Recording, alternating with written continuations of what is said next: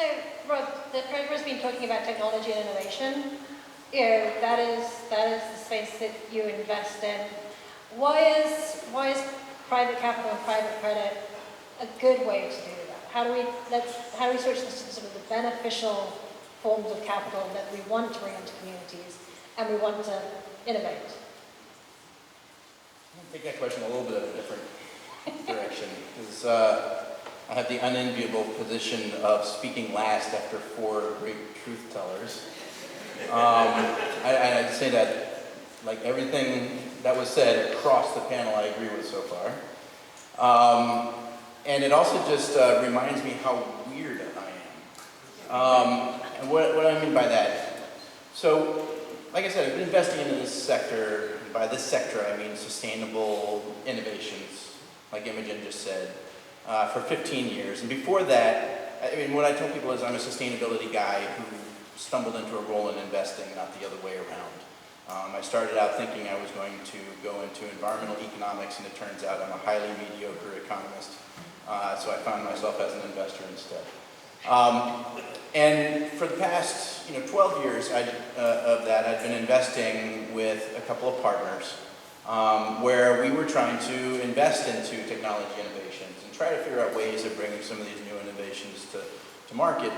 And we discovered that, there was a slide that was up earlier today, think globally, act locally. A lot of these innovations now are relatively smaller scale. I mean, we're all familiar with big wind farms, we're all increasingly familiar with big solar farms, but a lot of the innovations that are pretty interesting are on rooftops. They're, back behind a factory. They're back behind a school, right? Those are much smaller scale than traditional private equity / infrastructure investment firms can invest into. And it's a big gap. We kept running into, whether it was in companies that we had invested in ourselves or that our peers had invested into, so many examples of these brilliant innovators who are like, I have a better way to clean water. Great. And then they scratch and claw their way to bringing that innovation to the marketplace. They get a couple of customers who are willing to take a risk and try this new water treatment technology. They painfully get to the point where they've sold 3 of their boxes that treat wastewater. And then they're like, great, now what? Right? Because if we're going to make an impact out of that, you don't want 3 boxes behind, breweries or whatever the case may be. You want thousands of those boxes out there, right? But how are they going to get to that scale? That scaling up problem is what's been holding up what we call distributed infrastructure in the life. So we were like, okay, great, well, we know how to solve that. So we set out a couple of years ago to be one of these groups that goes out and asks for money constantly. We are the infamous GP that Damon described. We are the ones that are now set in the course of we're going to go ask pension funds for money. I can tell you this right now because in a public setting like this, because we're actually not raising money at the moment per one of the regulations. But at the same time, I've just recently been through this, and with a model that is very unfamiliar to the pension funds and other limited partners, as is appropriately labeled. And let me tell you the difficulties of trying to, because a lot of what's been talked about so far is the problems, the very real problems with the existing models.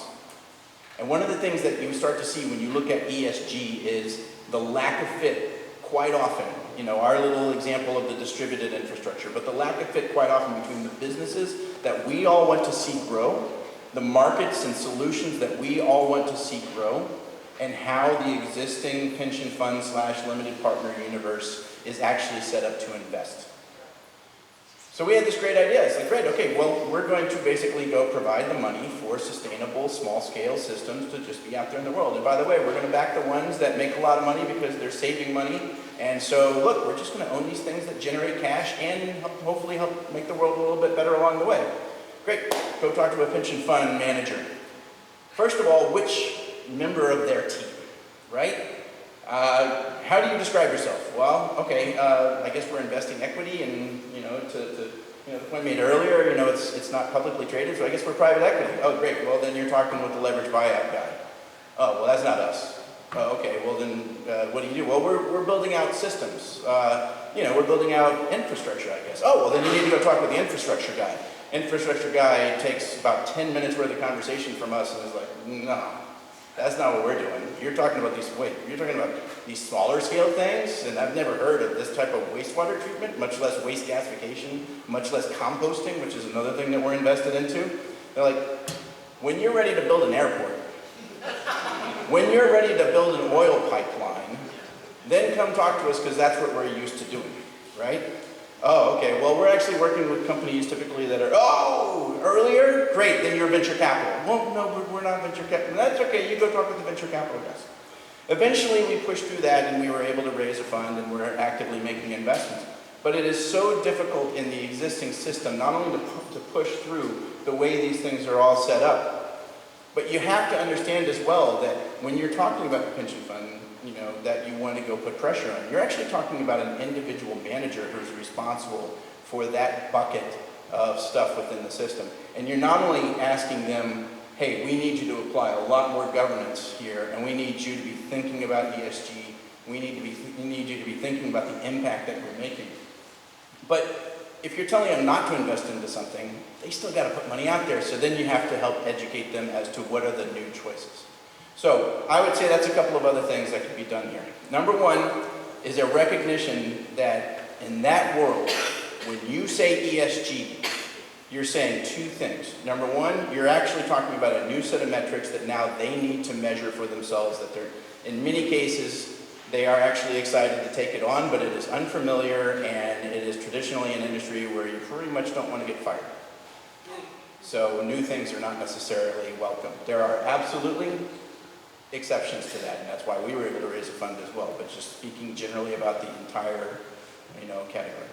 But number two, when you're talking about ESG, it really does open up new possibilities. And it is, if you start a conversation about ESG, whether it is, you are a member of a pension and you are going to your pension investment managers and you're trying to get them to pay attention to ESG stuff, or whether it is an external limited partner, somebody from a different state, the CalSTRS example, and you're trying to engage them, you have to know that it is actually an opportunity to frame it in a very positive way for them.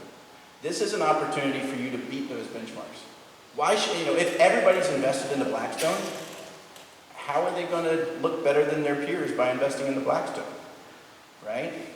A lot of them will be like, that's fine, I just don't want to get fired, so I just want to look like my peers, that's fine, leave me alone. And I've talked with plenty of folks like that. But there are other people that you can talk to who will say, okay, I'm interested.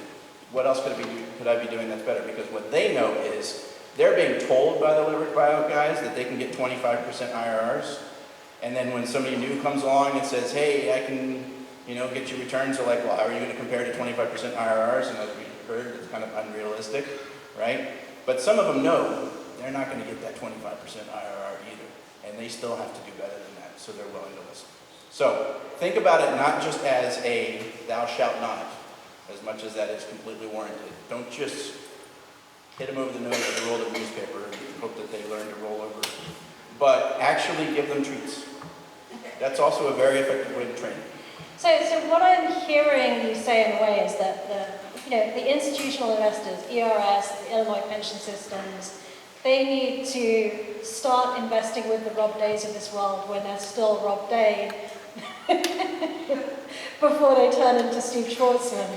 And that is the point at which change is possible, and that is the point at which GPs are more open-minded, that you can really set different terms and truly integrate ESG, not just as sort of window dressing, but also be innovative and come up with different return streams that actually might do better than the mythical promised 25% leverage buyout fund. Slight refinement to that. Slight, but then I'm going to go to Delilah to close it out, and then I think Eric has something to say. So 2 sentences or less yes, there. The two sentences are. It helps if you Sorry, I'm also not an right. English major. The 2 sentences are, go find the people who are actually too small today, but are doing the things that you want to see more of, rather than try to find somebody who is doing something the wrong way and small and try to convince them to do it differently. Beat up on the big people that are doing things the wrong way because they're big, they're not going away, and they need to know that they are under a sharp focus, and we heard the great success story there of how that can work. but we do need a next wave of capital innovators. We need a capital ecosystem to evolve to support our human and our environmental ecosystem.